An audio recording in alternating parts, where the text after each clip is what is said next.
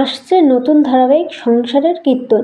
সেই সংসারের কীর্তন সিরিয়ালের নতুন প্রোমোতে আমরা দেখতে পেয়েছি যে মেয়েটি স্বপ্ন দেখছে যে তার শ্বশুর তাকে বরণ করে নিচ্ছে এবং মেয়েটিকে বলছে যে তোমার বাবা নেই তাও কি হয়েছে, আমিই তোমার বাবা।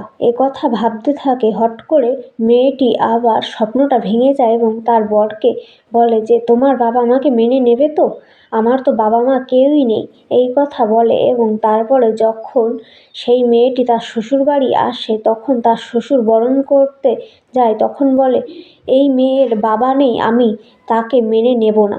কথা বলে লোকটা বন্দুকটা তোলে বউটার দিকে, তখন বৌমাও আবার শ্বশুরের দিকে বন্দুক তুলে ধরে। তাহলে বন্ধুরা, আমরা এমন একটি নতুন প্রোমোই দেখতে পেয়েছি সংসারের কীর্তন এই সিরিয়ালে। তোমাদের এই নতুন ধারাবাহিকটি কেমন কি লাগলো তা কিন্তু কমেন্ট করে জানাতে ভুলো না। ধন্যবাদ জানাই সবাইকে।